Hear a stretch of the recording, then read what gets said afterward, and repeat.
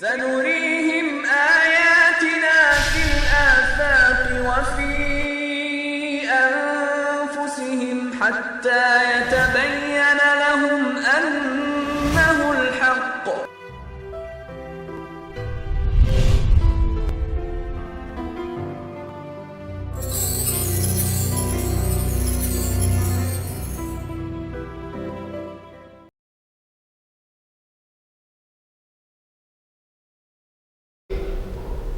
الحمد للہ والصلاة والسلام علی رسول اللہ وعلی آلہ وصحبہ ومن والاه اما بعد. امت کے اندرونی اختلافات اور ہمارا رویہ. حضرات، امت کے اندر اختلافات مختلف سطح پر پائے جاتے ہیں. ان اختلافات کی تفصیل میں نہیں جاؤں گا. میرا اصل موضوع آج کا یہ نہیں ہے. میرا اصل موضوع یہ ہے کہ ہمارا رویہ کیا ہونا چاہیے، اور یہی اہم بات ہے. اختلافات کی ایک لمبی فہرست ہے، لیکن اگر ہم ان اختلافات کو کلاسیفائی کریں اپنے رویے کو پیش نظر رکھتے ہوئے، تو ایک ہے، میں موضوع کو اور زیادہ وسعت دے رہا ہوں کہ ہمارے گھر اور خاندان اور محلے کے اختلافات.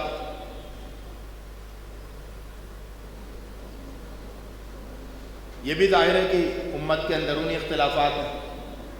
ہمارا خاندان، ہمارا گھر، ہمارا محلہ، یہ بھی امت کا حصہ ہے. اور یہاں پر بھی اگر اختلافات پائے جاتے ہیں تو بحیثیت ایک کہ اسلامی تنظیم سے وابستہ فرد کے اور معاشرے کے ایک مصلح کے، ہماری حیثیت ایک مصلح کی، اصلاح کرنے والے، تو ہمارا ایک رویہ ہونا چاہیے. تو گھر اور محلے اور خاندان کے اختلافات سے متعلق ہمارا رویہ یہ ہونا چاہیے کہ ہمیں اگر ہمارے سامنے اختلافات آئیں تو ہم ان کو کم کرنے کی کوشش کریں، ٹھنڈا کرنے کی کوشش کریں. عام طور سے لوگوں کی عادت ہوتی ہے، مزاج ہوتا ہے کہ وہ اختلافات کو اور بڑھاتے ہیں. گھر میں کوئی جھگڑا ہو گیا تو اس پر تیل چھڑکتے ہیں تاکہ آگ اور بھڑکے. ہمارا رویہ اس سے مختلف ہونا چاہیے. ہمارے اپنے خاندان میں ایک پہچان ہونی چاہیے. ہمارے خاندان میں ہماری ایک آئیڈینٹی ہونی چاہیے، ایک پہچان ہونی چاہیے کہ ہم اختلافات کو کم کرنے کی کوشش کرتے ہیں اپنے گھر کے اندر. جو بھی جھگڑے ہوتے ہیں لوگوں میں، خواتین میں، مردوں میں، رشتہ داروں میں، تو ان جھگڑوں کو ہم کم کرنے کی کوشش کرتے ہیں. اور اس سلسلے میں خاندان میں ہماری ایک پہچان بن جائے کہ ایس آئی او کا ممبر ہے تو وہ اپنے گھر اور خاندان میں اختلافات کو منیمائز کرنے، کم کرنے، کول ڈاؤن کرنے کی کوشش کرتا ہے. دوسری بات اس سلسلے میں یہ ہے کہ ہم ایک اصول اختیار کریں.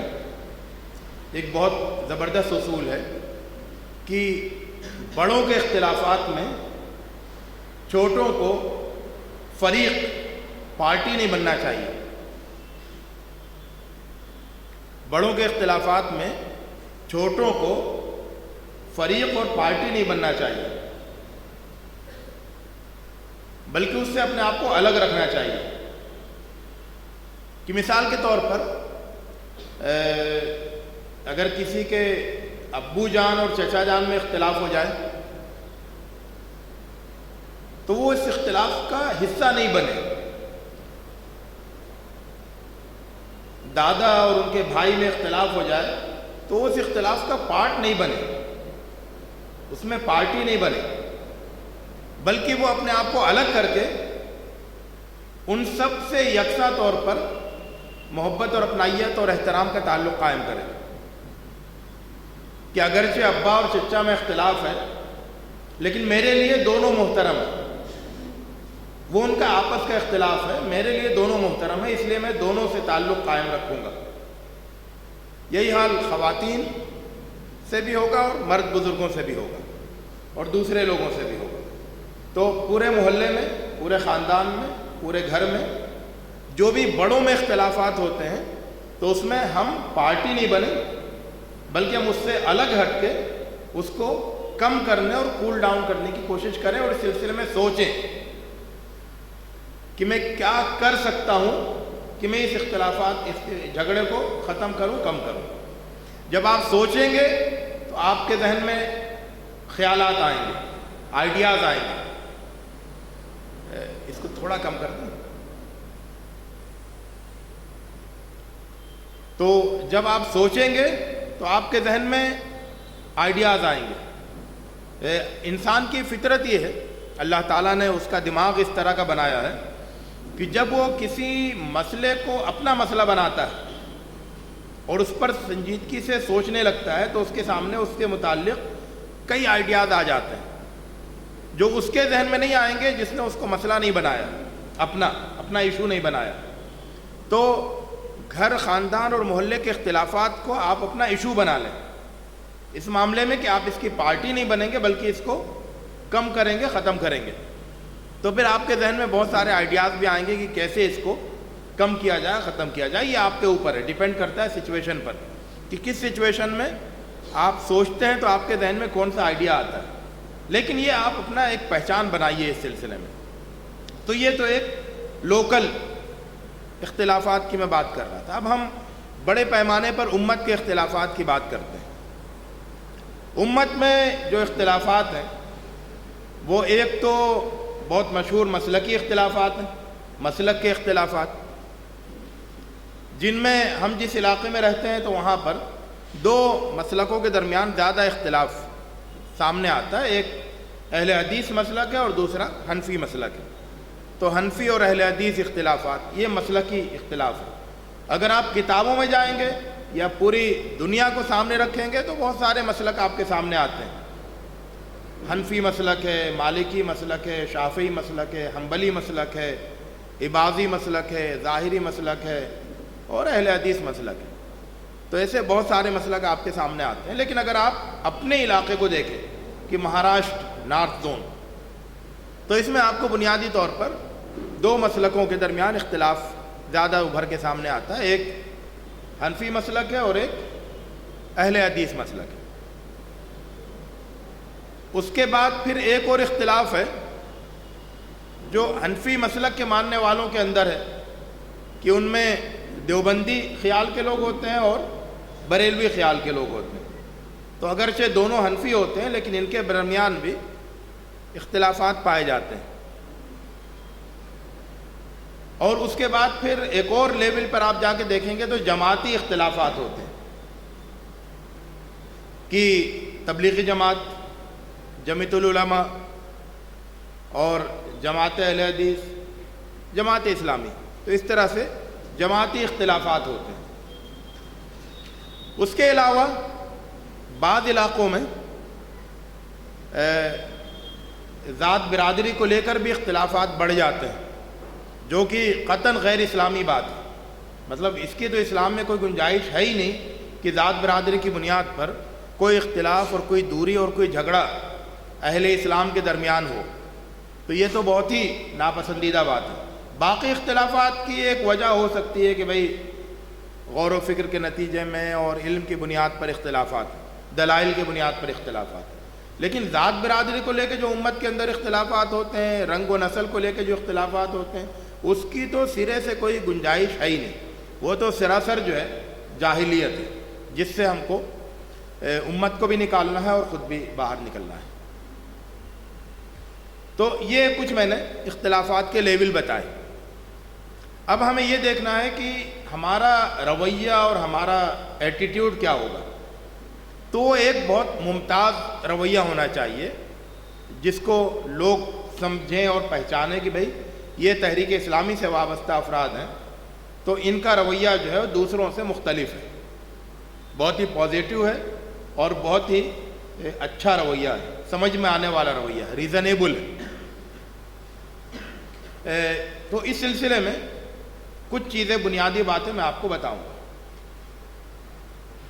پہلی بات یہ سمجھ لیں اور اس کی بات کا یقین کریں، اور اس بات کو ظاہر ہے کہ جس بات کا یقین کریں گے وہ بات آپ لوگوں کو کنوے بھی کریں گے۔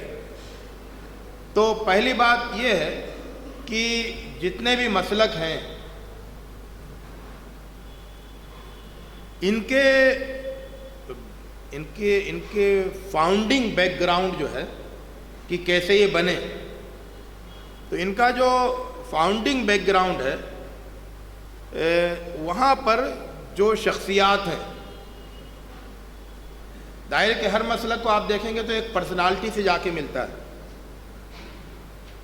ہر مسلک کے پیچھے کچھ پرسنالٹیز ہیں جن کے ذریعے سے وہ مسلک بنا، یا جن کی اجتہاد اور جن کی تحقیق اس مسلک کی شروعات بنی، یعنی اسٹارٹنگ پوائنٹ۔ مسلک کیسے شروع ہوتے؟ ایسا ہوتا ہے کہ ایک بڑا عالم ہے، اس نے پوری ایک آئیڈیالوجی دی، اس کے پھر شاگردوں نے اس کو ایکسیپٹ کیا، اور اس کے بعد پھر اور شاگرد بنے اور ماننے والے بنے۔ تو اس طرح سے پہلے وہ مسلک نہیں ہوتا ہے، پہلے وہ ایک شخص کی ایک خدمت ہوتی ہے، تحقیق ہوتی ہے، اجتہاد ہوتا ہے اس کا، بعد میں پھر دھیرے دھیرے اس کو ماننے والے بڑھتے جاتے ہیں اور وہ ایک مسلک کی شکل اختیار کر لیتا ہے۔ ایسا ہر علم میں ہوتا ہے، صرف شریعت میں نہیں ہوتا، ہر علم میں ہوتا ہے۔ یہاں تک کہ آپ دیکھیں گے شاعری کتنے لوگ کرتے ہیں، ہاتھ اٹھائیں۔ شاعری کئی لوگوں نے ہابی میں کہا تھا شاعری کرتے ہیں، کھڑے ہو جائیں۔ 1 2 3۔ اچھا، اور ادب میں نثر کون لوگ لکھتے ہیں؟ ناول، کہانی وغیرہ آپ لکھتے ہیں کہانی؟ ہاں۔ تو اب اردو ادب میں بھی مسلک ہے، آپ کو معلوم ہوگا کہ ایک دلی کا مسلک ہے، ایک لکھنؤ کا مسلک ہے جی، پھر بیچ میں الگ الگ دبستان ہیں۔ تو یہ سب کیا ہے؟ زبان کو لے کر بھی مسلک بنے ہوئے ہیں۔ تو اس طرح سے ہر میدان میں مسلک بن جاتے ہیں۔ یہ کوئی مسلک کا بن جانا بڑا ایشو نہیں ہے، ایشو جو ہے وہ ہمارا رویہ ہے کہ وہ کیسا ہوتا ہے۔ تو میں یہ کہہ رہا تھا کہ ہمیں یہ ماننا چاہیے کہ جتنے مسلک ہیں امت میں، ان کے پیچھے جو شخصیتیں ہیں وہ بہت اعلیٰ دماغ والی تھیں، وہ کوئی بد دماغ قسم کے لوگ نہیں تھے، بلکہ بہت ہی اچھے دماغ کے لوگ تھے، بہت ہی ذہین لوگ تھے، اور بہت ہی خدا ترس دل رکھنے والے لوگ تھے، اللہ سے ڈرنے والے لوگ تھے۔ جتنے بھی بڑے لوگ ہیں جہاں سے مسلک شروع ہوئے، تو یہ سب اللہ سے ڈرنے والے تھے، متقی اور پرہیزگار تھے، اپنے تقوی اور پرہیزگاری کے لیے مشہور تھے، اور بہت ہی ذہین اور دین پر گہری نظر رکھنے والے لوگ تھے۔ یہ سب کے سب، کوئی ایک نہیں۔ ہوتا کیا ہے کہ یہ حنفی ہیں تو یہ کہیں گے امام ابو حنیفہ بہت متقی، بہت خدا ترس اور بہت ذہین آدمی تھے، لیکن یہ رائے وہ امام مالک کے بارے میں نہیں رکھتے، امام شافعی کے بارے میں نہیں رکھتے۔ یہ طریقہ صحیح نہیں ہے۔ صحیح رویہ یہ ہے کہ جتنے بھی امام ہیں اور جتنے بھی بڑے علماء ہیں تو وہ سب خدا ترس بھی تھے، متقی بھی تھے، اور وہ ذہین اور گہرے عالم بھی تھے۔ اسی لیے اللہ تعالیٰ نے ان کے علم میں اور ان کے خیالات میں اتنی برکت رکھی ہے کہ امت کا ایک بڑا حصہ ان کو ماننے والا ہے۔ تو ایک بات تو یہ ہے، بات سمجھ میں آ گئی؟ پہلی بات کہ امت کے جتنے بھی بڑے علماء اور بڑی شخصیات ہیں شروع سے لے کے اور اب تک، وہ سب ان کے سلسلے میں ہم حسن ظن رکھیں، اچھا گمان رکھیں کہ وہ بہت ذہین تھے، بہت اعلیٰ دماغ والے تھے، اور بہت اچھے دل والے تھے، اللہ سے ڈرنے والے تھے۔ تو پھر ایک اس کا نتیجہ کیا ہوگا؟ جو دوسرا اسٹیپ ہے وہ یہ کہ ہم امت کے تمام اہل علم کو، تمام اماموں کو، تمام فقہا کو، تمام محدثین کو، تمام مفسرین کو، تمام اہل علم کو امت کا مشترک سرمایہ سمجھیں۔ کہ یہ سب ہمارے ہیں، یہ سب ہمارے ہیں. یہ تقسیم جو ہو گئی ہے نا امت میں کہ یہ ہمارے عالم ہیں، یہ آپ کے عالم ہیں، یہ ہمارا مسلک ہے، یہ آپ کا مسلک ہے، یہ ہماری کتاب ہے، یہ آپ کی کتاب ہے، یہ تقسیم مناسب نہیں ہے اور صحیح بھی نہیں ہے. صحیح بات یہ ہے کہ جتنے بھی امت کے بڑے علماء ہیں وہ پوری امت کے ہیں، وہ پوری امت کے ہیں، پوری امت کی کامن پراپرٹی ہے. تو میں جس طرح سے امام ابو حنیفہ کو اپنا سمجھوں اسی طرح سے امام شافعی کو بھی اپنا سمجھوں، اسی طرح سے اہل حدیث اماموں کو بھی اپنا سمجھوں، اور اسی طرح سے مالکی اور حنبلی اماموں کو بھی اپنا سمجھوں. تو یہ سب میرے اپنے ہیں کیونکہ یہ سب اس امت کے ہیں جو امت میری ہے. یہ ذہن بنانا ضروری ہے. جب تک میرے اور تیرے کی تقسیم رہے گی، جب تک دنیا برقرار رہے گی، تو میرے اور تیرے کی تقسیم ختم کرے کیونکہ یہ تقسیم غلط ہے. کیوں امام شافعی میرے نہیں ہیں؟ کیوں امام مالک میرے نہیں ہیں؟ یہ سب بھی تو امت کے بڑے عالم تھے نا، تو یہ سب میرے ہیں. تو آپ یہ کہیں گے کہ پھر مسلک کی جو تقسیم ہے وہ کیا ہے؟ دیکھیں، مسلک کی تقسیم کے بارے میں ایک بہت اچھی بات ایک صاحب علم نے کہی کہ مسلک عمل کرنے کے لیے ہوتا ہے، دعوت دینے کے لیے نہیں ہوتا ہے. مسلک عمل کرنے کے لیے ہوتا ہے، دعوت دینے کے لیے نہیں ہوتا ہے. اصل میں کیا ہے، ایک ہمارے عمل کی ضرورت ہے، ایک پریکٹیکل نیڈ ہے وہ کہ میرے پاس علم نہیں ہے ہر چیز کا، میرے پاس ہر چیز کا علم نہیں ہے، اور میں عمل ہر وقت کرنا ہے. عمل ہر وقت میرے سامنے ہے نا، کوئی نہ کوئی عمل، لیکن علم ہر عمل کے پیچھے جو چاہیے ہوتا ہے وہ میرے پاس نہیں ہے. تو ایسی صورت میں سہولت کے لیے یہ ہوتا ہے کہ ہر آدمی کوئی ایک اسٹینڈرڈ لے لیتا ہے اور اس کے مطابق چلتا رہتا ہے. یہ ایک سہولت ہے، یہ ایک سہولت ہے کہ آپ کو ایک اسٹینڈرڈ مل گیا اور آپ اس کے مطابق چلتے رہیں گے. جہاں آپ کسی علم کے ایسے مقام پر پہنچ جائیں جہاں آپ خود تحقیق کرنے لگیں تو وہاں کسی ایک دو مسئلوں میں، کچھ مسئلوں میں آپ کی اپنی رائے بھی ہو سکتی ہے اور آپ کو کوئی دوسری رائے بھی اچھی لگ سکتی ہے. لیکن جب تک آپ تحقیق کے اس مقام تک نہیں پہنچے، جب تک کسی ایک اسٹینڈرڈ کو آپ فالو کرتے ہیں، یہ اب ہر علم میں ہوتا ہے، ہر علم میں یہ ہوتا ہے. ڈاکٹرز کو بھی میں نے دیکھا ہے، فزیشینز کو، کہ ان کے ہاں کوئی ایک ریفرنس بک رہتی ہے ہمیشہ کہ وہ جب کوئی چیز اٹکتی ہے ان کے پاس تو وہ کھول کے فوراً دیکھ لیتے ہیں اس کو اور اس کے بعد اس کے مطابق دوا دے دیتے ہیں. لیکن جو ڈاکٹر زیادہ ریسرچ کرتا ہے تو وہ پھر اس کے پاس کئی کتابیں ہوتی ہیں، کئی ریفرنس ہوتے ہیں، کئی تھیوریز ہوتی ہیں اور وہ اس کو بدلتا بھی ہے اور اس میں کمپیریزن بھی کرتا ہے. لیکن وہ ہر ڈاکٹر نہیں کرتا ہے اور ہر کیس میں نہیں کرتا ہے، کیونکہ ہر کیس میں آپ کر بھی نہیں سکتے ہیں نا. کیس آپ کے سامنے ہے، مریض کو بخار ہے بہت تیز، آپ فوری طور پر ایک کام کریں گے، اس کے بعد پھر موقع ملے گا تو آپ تحقیق بھی کرتے رہیں گے. تو میں یہ کہہ رہا تھا کہ یہ جو مسلک ہے یہ ایک عمل کی ضرورت ہے، اس لیے یہ عمل کے لیے تو مناسب ہے، عمل کے لیے تو مناسب ہے، لیکن یہ دعوت کا ایشو نہیں بننا چاہیے، دعوت کا موضوع نہیں بننا چاہیے کہ آپ اس کی طرف لوگوں کو بلائیں بھی، کیونکہ ایک چیز ہی ایسی نہیں ہے جس کی طرف لوگوں کو بلایا جائے. یہ چیز ایسی ہے کہ ہر ایک اپنی اپنی سہولت کے مطابق جو اسٹینڈرڈ ملا ہوا اس پر عمل کرتا رہے. یہ مان کے کہ سارے اسٹینڈرڈ صحیح ہیں، جتنے بھی اسٹینڈرڈ اویلیبل ہیں وہ سب صحیح ہیں، جتنے مسلک موجود ہیں وہ سب صحیح ہیں اور کسی بھی ایک پر آپ مجموعی لحاظ سے عمل کر سکتے ہیں جب تک کہ آپ کو کوئی اور کہیں پر آپ خود تحقیق نہیں کر لیں. جہاں کر لیں وہاں پر آپ اپنی رائے رکھیں. تو یہ بات طے کر لیجئے کہ دعوت مسلک جو ہے وہ دعوت کا موضوع نہیں ہے، دعوت دینے کی چیز نہیں ہے، بلکہ یہ عمل کرنے کی چیز ہے. تو عمل کی سہولت کے لیے یہ اس کا رواج ہے اور یہ اویلیبل ہے.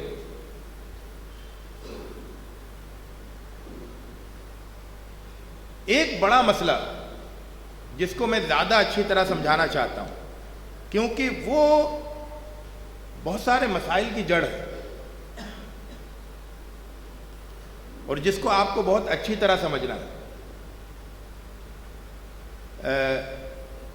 یہ بات تو صحیح ہے کہ اختلافات پائے جاتے ہیں, ہے نا, مختلف لیولز پر اختلافات ہیں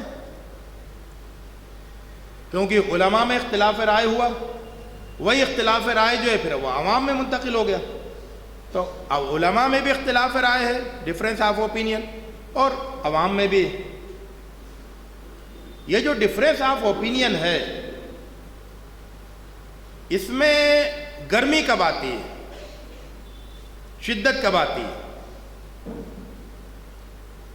کون بتائے گا؟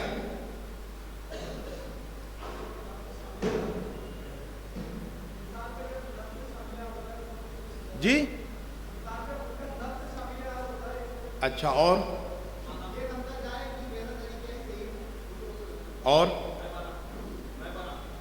اچھا آنا, اور اچھا, اور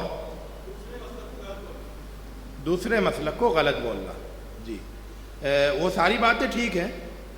شدت جب آتی ہے نا اس وقت آتی ہے جب دوسرے کو غلط آپ کہتے ہیں, یعنی دوسرے کو جب آپ ٹوکتے ہیں. ٹوکنے سے شدت آتی ہے. لیکن ایک بات کو میں غلط سمجھتا ہوں تو میں کیوں نہیں ٹوکوں گا؟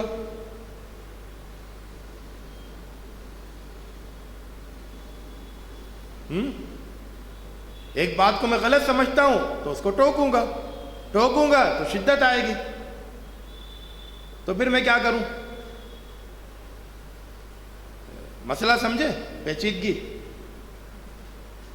ایک کمپلیکیشن ہے یہاں پر کہ میں ٹوکوں گا تو شدت آئے گی, لیکن میں کیوں نہیں ٹوکوں؟ کیونکہ جس کو میں غلط سمجھتا ہوں اس کو ٹوکنا میری ذمہ داری ہے. یہ ایک مسئلہ ہے. یہ آپ جانتے ہیں کہ امت کی ذمہ داری کیا ہے؟ فرض منصبی, امر بالمعروف اور نہی عن المنکر, اور یہ ہر آدمی کی ذمہ داری ہے. یہ ہر آدمی کی ذمہ داری ہے. دو عمل ایسے ہیں جو ہر مسلمان کے اوپر ہمیشہ فرض رہتے ہیں. ایک نماز ہے اور دوسرا امر بالمعروف اور نہی عن المنکر. باقی چیزیں مختلف اوقات کے ساتھ مختلف حالات کے ساتھ جڑی ہوئی ہیں. روزہ رمضان میں رکھنا ہے اور ان کو رکھنا ہے جو کہ مستطیع ہیں, جو بیمار ہیں یا مسافر ہیں ان کو آگے پوسٹ پون کر سکتے ہیں. زکوٰۃ ان کو دینا ہے جن کے اوپر نصاب ہو, جن کے اوپر جو صاحب نصاب ہو اور زکوٰۃ فرض ہو جائے. حج ان کو کرنا ہے جن کے اندر استطاعت ہے. اسی طرح مختلف اعمال ہیں. لیکن دو عمل ایسے ہیں جو ہر مسلمان کو روزانہ کرنے ہیں. ایک نماز قائم کرنا اور دوسرا جو ہے معروف کا حکم دینا اور منکر سے روکنا. دو کام جس کو سورہ لقمان میں حضرت لقمان نے اپنے بیٹے کو وصیت کی اور کہا, یا بنیہ, اے میرے چہیتے بیٹے, اقیم الصلاۃ, نماز قائم کرو, وامر بالمعروف ونہی عن المنکر, معروف کا حکم دو اور منکر سے روکو. دو عمل ہے نا, اپنے بیٹے کو نصیحت کی, ان دو کی ایک ساتھ, کیونکہ یہ دو ہر مسلمان کو کرنے ہیں. اب سوال یہ ہے کہ منکر سے روکنا ہے تو کس کو ہم منکر کہیں کہ اس سے روکیں, اس پر ٹوکیں؟ کیا چیز ہے منکر؟ تو یہاں پر علماء نے ایک ضابطہ بنایا اور اس ضابطے کو ہم لوگ بھول گئے.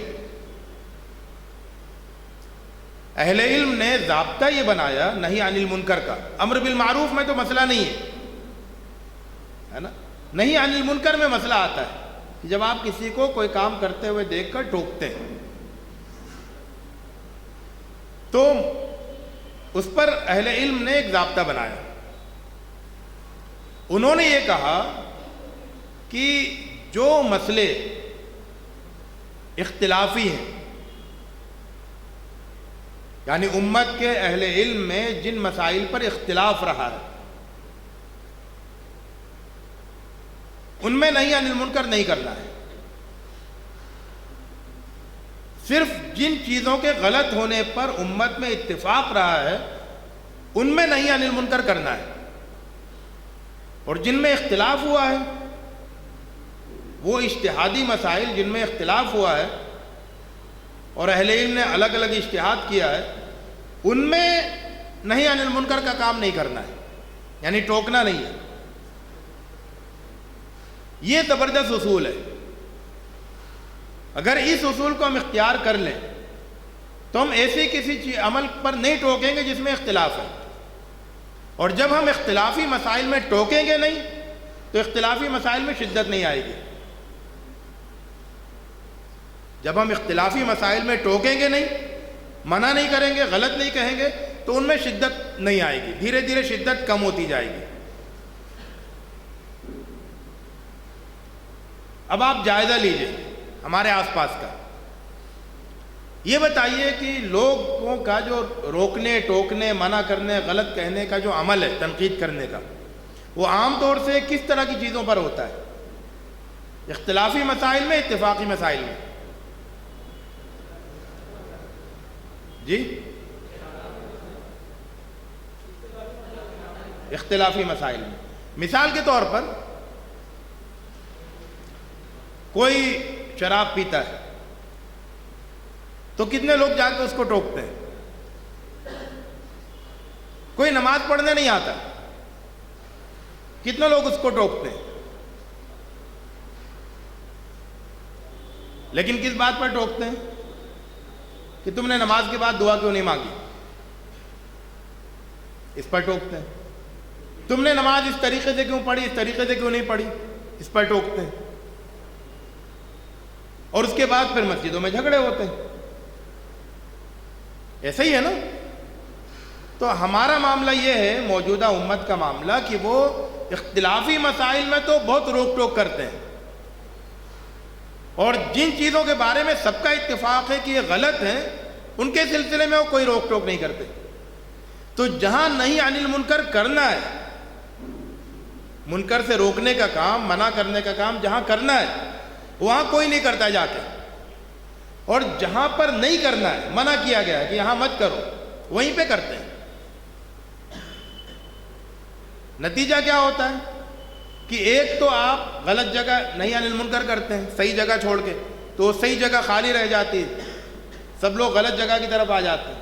اور دوسرے یہ کہ پھر اس سے ریئیکشن ہوتا ہے. آپ کہتے ہیں کام غلط ہے، دوسرا کہتا ہے نہیں میرے نزدیک صحیح ہے. آپ کہتے ہیں میرے نزدیک غلط ہے، وہ کہتا ہے میرے نزدیک صحیح ہے. تو اس میں کیا ہے؟ پھر ٹکراؤ بڑھتا ہے، اختلاف بڑھتا ہے، اور پھر لڑائی جھگڑے ہوتے ہیں، دوریاں بڑھتی ہیں، مسجدیں الگ ہوتی ہیں، شدت آتی ہے، ایک دوسرے کے اوپر فتوے لگاتے ہیں، سارا کچھ ہوتا ہے. تو ایک اصول یہ ہو گیا. کیا اصول ہوا؟ کہ اختلافی مسائل میں ہم کو ٹوکنا نہیں ہے. ہمیں اتفاقی جو برائیاں ہیں، جن کے برے ہونے پر اتفاق ہے، ہمیں وہاں پر اپنا کام کرنا ہے. اور لوگوں کو بھی ہمیں یہی بات کنوے کرنی ہے کہ بھائی جو برائیاں جس پر سب کا اتفاق ہے، چلو وہاں پر ان کو مٹانے کی کوشش کریں. یہ اختلافی مسائل میں آپ کیوں اپنی توانائی ضائع کر رہے ہیں، صرف کر رہے ہیں؟ اچھا، ایک اور بھی ایشو ہے اسی نہی عن المنکر سے ریلیٹڈ. شریعت میں جو شریعت کے اعمال ہوتے ہیں، احکام ہوتے ہیں، ان کی 3 قسمیں ہیں. ضروری اعمال، تکمیلی اعمال، اور تحسینی اعمال. جس کو ہم کہتے ہیں ضروری یعنی کمپلسری، ایسنشیل، اور تکمیلی یعنی کمپلیمنٹری. کمپلیمنٹری کہتے ہیں سپلیمنٹری، جس سے کہ اس کی کمی پوری ہو. اور اس کے بعد ایک تیسری چیز ہوتی ہے تحسینی، یعنی اس کو کیا کہتے ہیں کہ بیوٹیفیکیشن ٹائپ کی چیزیں. مثال کے طور پر نماز کا معاملہ ہے، تو نماز میں ضروری عمل کیا ہے؟ نماز پڑھنا۔ اس کی تکمیل کرنے والی چیز کیا ہے؟ وضو کرنا۔ وضو سے نماز کی تکمیل ہوتی ہے، تو اصل عبادت تو نماز ہے، اور نماز کا سپلیمنٹری کیا ہے؟ وضو ہے، طہارت، صفائی۔ اور پھر تکمیلی چیز کیا ہے؟ وہ ساری چیزیں کہ آپ مناسب لباس پہنیں۔ کسی کے نزدیک ٹوپی لگانا بھی تکمیلی ہو سکتا ہے، کسی کے نزدیک جو ہے وہ یہ پورا آستین تک یہ سب ڈھکنا بھی تکمیلی ہو سکتا ہے، کسی کے نزدیک ٹخنے نظر آئی یہ بھی تکمیلی ہو سکتا ہے، اور اس طرح کی مختلف تکمیلی چیزیں۔ اب علماء کا یہ کہنا ہے کہ جو تحسینی جو چیزیں ہیں، جن کو آداب میں کہتے ہیں، آداب، کسی کام کو کرنے کے آداب، اس میں روک ٹوک نہیں کی جائے گی، اس میں برا بھلا نہیں کہا جائے گا، اس پر تنقید نہیں کی جائے گی، ٹھیک ہے؟ کوئی اگر ضروری جو ہے نا، جو ایسنشیل چیزیں، ان میں کوئی غلطی کر رہا ہے تو اس کو سمجھایا جائے گا، لیکن جو تیسرے درجے کی چیزیں، تیسرے لیول کی، جن کا تعلق آداب اور بیوٹیفیکیشن سے، تو وہاں پر تنقید نہیں کی جائے گی، کسی کو برا بھلا نہیں کہیں گے، ٹوکیں گے نہیں۔ ہمارا معاملہ یہ بھی ہے امت میں کہ ہم بہت سارے، ہماری جو روک ٹوک ہوتی ہے وہ انہی چیزوں پر ہوتی ہے، تحسینی چیزوں پر، کہ یہ بغیر ٹوپی کے آگے نماز پڑھنے، تو اس کو ٹوکیں گے، برا بھلا کہیں گے، نہیں، یہ تو تحسینی چیز ہے۔ کوئی اگر ٹوپی لگاتا ہے تو ٹھیک ہے، نہیں لگاتا ہے تو آپ اس کو ٹوکیے مت۔ کوئی اگر کھڑے ہو کے پانی پی رہا ہے تو اس کو آپ ٹوکیے مت۔ آپ خود پسند کرتے ہیں بیٹھ کر پانی پینا، آپ پیجئے، لیکن کھڑے ہو کر پینا اور بیٹھ کر پینا یہ تحسینی امور میں سے، تو اس کا شعور بھی ضروری ہے، اور اس سلسلے میں اپنا رویہ طے کرنا بھی ضروری ہے کہ ہم انہی چیزوں میں ٹوکیں گے جو کہ ضروری ہیں، دین کی ضروری چیزیں جو ہے نا ان میں ٹوکیں گے۔ جو ثانوی درجے کی، سیکنڈری درجے کی چیزیں ہیں تو ان میں ہم روک ٹوک نہیں کریں گے۔ تو اگر ہم اس رویہ کو امت اختیار کر لے اور ہم سب سے پہلے اس کو آگے بڑھ کے عام کریں تو بڑی شانتی ہو جائے گی، ہے نا؟ لوگوں میں بہت امن ہو جائے گا، پیس ہو جائے گا، شانتی ہو جائے گی، کیونکہ زیادہ تر جو لوگوں کے روک ٹوک اور جھگڑے ہوتے ہیں وہ انہی سیکنڈری چیزوں کو لے کر ہوتے ہیں، کیونکہ اصلی چیزوں میں تو کوئی ایسا اختلاف ہوتا بھی نہیں۔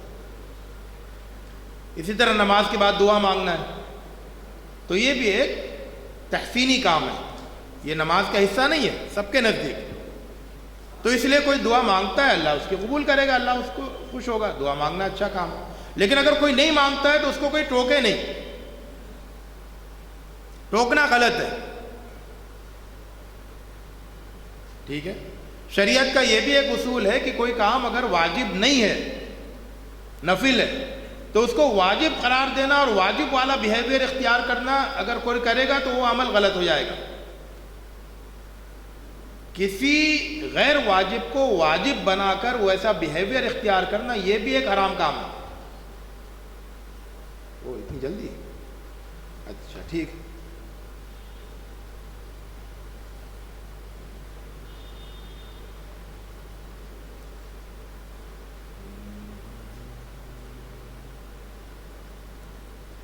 ہاں، ایک اور چیز ہے جس کی میں تفصیل انشاءاللہ اپنی تیسری تقریر میں کروں گا، وہ یہ کہ اگر ہم دین پر عمل کرنے کے معاملے میں مثالی رویہ اختیار کریں، جو دین نے ہم کو مثالی رویہ دیا ہے وہ اگر ہم اختیار کریں تو بھی ہمارے اختلافات بہت کم ہو جائیں گے اور اختلافات کم ظاہر ہوں گے۔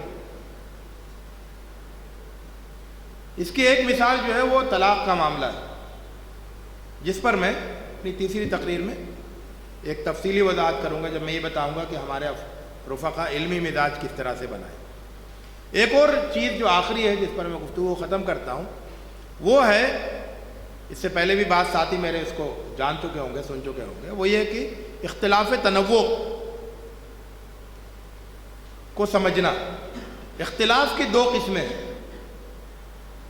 شریعت کے معاملات میں جو اختلاف ہوتا ہے ان کی دو قسمیں ہیں، ایک ہے تضاد کا اختلاف اور ایک ہے تنوع کا اختلاف۔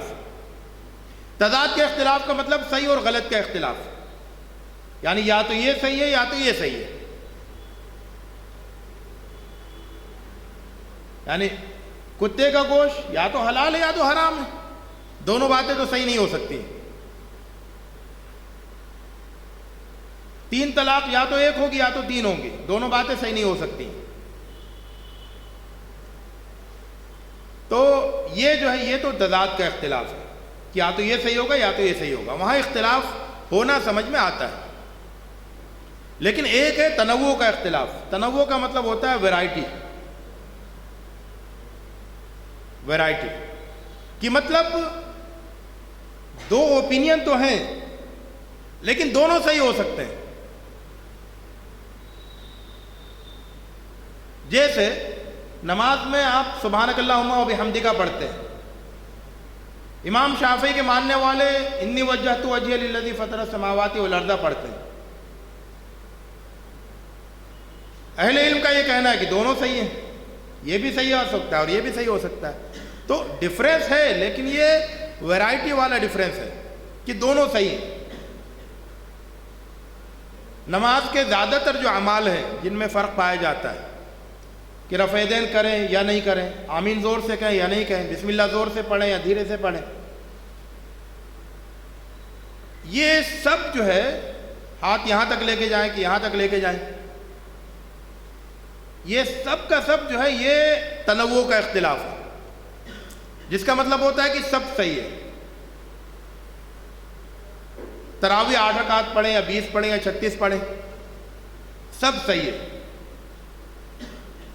وتر 1 رکعت پڑھیں یا 3 رکعت پڑھیں یا 5 رکعت پڑھیں تو سب صحیح ہے۔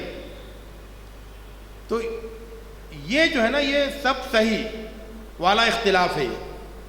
یہ اختلاف نہیں ہے اصل میں، اس کا نام اختلاف پڑ گیا کیونکہ اس پر بھی لوگوں نے اختلاف کر لیا۔ ہونا یہ چاہیے تھا کہ اس پر اختلاف نہیں ہو، لیکن لوگوں کا اس پر بھی اختلاف ہو گیا، اس لیے اس کو اختلاف کہتے ہیں، ورنہ وہ صرف تنوع ہے۔ تنوع کا مطلب کئی طرح سے اس کو کر سکتے ہیں، کچھ لوگ اس طرح کرتے ہیں، کچھ لوگ اس طرح کرتے ہیں، لیکن ان سب طرح سے کر سکتے ہیں۔ تو یہ تنوع کا اختلاف ہے۔ امت اس بات کو بھول گئی ہے اور اس نے تنوع کے اختلاف کو بھی تضاد کا اختلاف بنا لیا کہ اگر ایسے کرو گے تو نماز خراب ہو جائے گی، ایسے کرو گے تو نماز غلط ہو جائے گی، یہ سنت کے مطابق ہے، یہ سنت کے خلاف ہے۔ نہیں، سب سنت کے مطابق ہے اور سب صحیح ہے، خاص طور سے نماز کے سلسلے میں اور بھی بہت سارے معاملات کے سلسلے میں۔ تو اس کو ہمیں سمجھنا چاہیے۔ یہ اگر سبق ہم کو یاد ہو جائے اور ہم اس کو اچھی طرح سمجھ لیں تو ہم بہت ہی اچھا رول پلے کر سکتے ہیں امت کے درمیان ان کے باہمی اختلافات کے سلسلے میں۔ اور آخری چیز جس پر میں اپنی گفتگو ختم کر دوں گا 1-2 منٹ میں، وہ یہ کہ امت سے جو ہمارا رشتہ ہے، تحریک اسلامی کے فرد ہونے کی حیثیت سے امت سے جو ہمارا رشتہ ہے اس کو مضبوط سے مضبوط کریں۔ یعنی مسلمانوں کے درمیان ہماری پہچان یہ ہو کہ ہم مسلمانوں کے آدمی ہیں، یہ پہچان نہیں بن جائے کہ ہم فلاں جماعت کے آدمی ہیں، یہ پہچان ہماری نہیں بنے کہ ہم فلاں جماعت کے آدمی ہیں۔ یہ جماعت کے اندر یہ پہچان رہے ہماری کہ عیسائیوں کے ممبر سے یہ جانے کہ ہم عیسائیوں کے ممبر ہیں، ٹھیک، لیکن امت یہ سمجھے کہ ہم امت کے ہیں، تو پھر ہم امت کے اختلافات میں، امت کے ایشوز میں ہم زیادہ اچھا رول پلے کر سکیں گے۔ اس کو ایک مثال سے سمجھیے کہ جب میں جماعت اسلامی کا رکن جب ایک تبلیغی جماعت والے سے یہ کہتا ہوں کہ بھئی تم خالی نماز کی بات کرتے ہو، سود بھی تو حرام ہے اس کی بھی بات کرو، معاملات صحیح کرنا اس کو بھی دیکھو، تو اس کے اندر ریئیکشن پیدا ہوتا ہے کہ یہ تو جماعت اسلامی والا، یہ تو اپنی بات کر رہے ہیں، صحیح، لیکن وہی اگر مولانا رابع ندوی صاحب یا مولانا خالد سیف اللہ رحمانی صاحب یا مولانا سجاد نعمانی صاحب اگر وہی بات انہی سے کہتے ہیں کہ بھئی سود حرام ہے، اس کا بھی خیال کرو، تو ان کا وہ ریئیکشن نہیں ہوتا. کیا وجہ ہے؟ کیونکہ وہ یہ سمجھتے ہیں کہ یہ تو امت کے آدمی ہیں، امت کے عالم ہیں، پوری امت کے، اور یہ جو ہے یہ اپنی جماعت کے آدمی ہیں. تو یہ جو بن گیا ہے کہ یہ جماعت کے آدمی اور یہ امت کے آدمی ہیں، اس کو ہمیں ذرا کریکشن کرنا پڑے گا. اس کا یہ غلطی ہو رہی ہے نا. یہ غلطی ظاہر ہے دوسروں کی طرف سے ہوئی ہے کہ ہم کو انہوں نے ایک الگ وہ بنا دیا کہ یہ جماعت کے آدمی امت کے آدمی نہیں ہے. تو اس کو ذرا کریکشن کرنا ہماری ذمہ داری ہے کہ ہم امت سے اپنا رشتہ، اپنا تعلق اتنا مضبوط کریں، امت کی ساری جماعتوں سے، سارے علماء سے، سارے افراد سے، سارے لوگوں سے، کہ وہ ہم کو اپنا سمجھیں اور ہماری بات کو اپنا سمجھ کے سنیں. یہ ذمہ داری پوری تحریک اسلامی کی بنتی ہے، اور اس پر ہمیں سنجیدگی سے غور کرنا ہے کہ ہم امت سے آئسولیٹڈ اگر دوسرے ہمیں کرتے بھی ہیں تو ہم اپنے آپ کو نہیں ہونے دیں گے. ہم امت میں شامل رہیں گے، امت کا حصہ بن کے رہیں گے، اور امت میں مرج ہو کر رہیں گے کہ امت سے ہم کو الگ کرنے کا کوئی طریقہ کامیاب نہیں ہو. اور جب بھی ہم امت سے کوئی بات کہیں گے تو امت کا ہمدرد اور امت کا فرد بن کر کہیں گے. یہ اپنی ایک پہچان بنانا ضروری ہے، تبھی ہم امت کے اختلافات کو کم کرنے میں، اس کو کول ڈاؤن کرنے میں، اس کو ایک مثبت رخ دینے میں ہم ایک ایکٹیو اور ایک اچھا رول ادا کر سکیں گے. وآخر دعوانا الحمدللہ رب العالمین.